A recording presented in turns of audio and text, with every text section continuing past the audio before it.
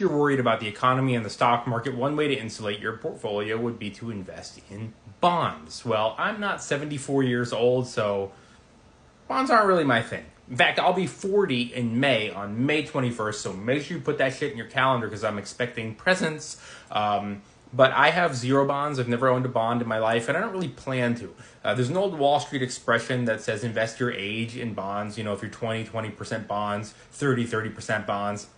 I think that's kind of stupid. I don't think a 20-year-old needs bonds. If there's a recession or market turbulence and I got $10,000, I don't want some safe little investment for my mommy. I want big growth stocks that are going to grow over the long term. So if I was 20, 30, or 40 looking to invest money in a recession, I'd be looking at stocks and ETFs, not bonds. However, as you get older, then you do want bonds. So the idea is you make your money when you're young. You start investing at 20 or 30.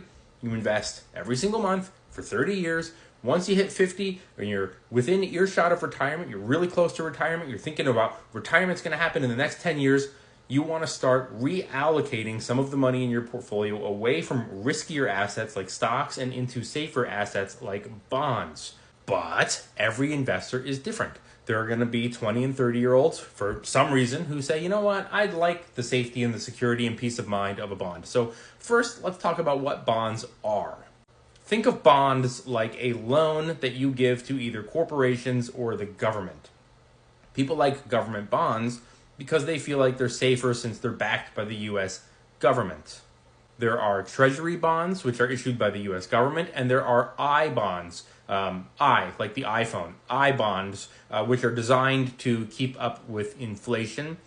So if you're worried about increasing inflation, you want to protect your money, I bonds are an option for you. I'm going to show you where you can buy these. This is the website for treasurydirect.gov, not .com, it's .gov. You click on the menu and you will see buy a bond. If you click on it, it'll give you stuff like Series EE savings bonds and I bonds. If you go back and you click down here where it says Treasury marketable securities, you will see Treasury bills, Treasury bonds, Treasury notes, tips, all different kinds of bonds that you can invest in through this website. And these are the rates currently for 20 and 30-year bonds. Alternatively, if you don't want to buy bonds through Treasury Direct, you can invest in bond ETFs. TLT is one. These are their top 10 holdings. And down here, you can see the dividend, which is currently 4.17%. Another bond ETF is BND.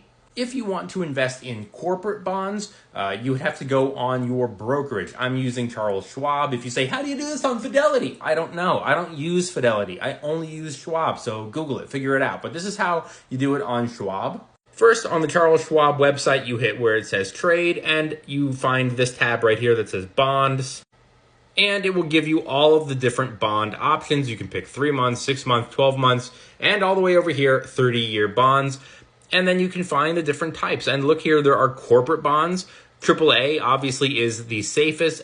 So let's just say we want the best of the best corporate AAA rated bond. And we'll do a 6-month one here. And here it is. It's a bond for Johnson & Johnson. This is the little cheat sheet kind of guide on investing by age that I've used in some of my videos. And you can see here a technology ETF, S&P 500, and dividend ETF. If you're 20 to 40, what do you see? I put in no bonds because I don't want any. But once you hit 40 to 50, you notice that the technology ETF drops a little bit, and all of a sudden you're adding 10% bonds. And then once you're over 50, look at that, 30% bonds. Because the idea is at this point to protect and preserve the money you have made because bad things can happen at any time.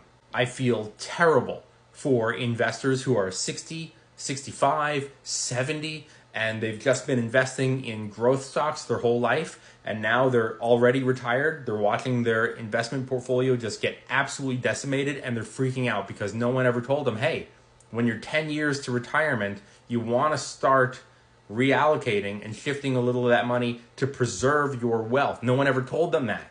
So if you're 20 or 30 or 40 years old and you're hearing this video, remember this for when you hit 50. And then smash the follow. Thanks for watching. See you later.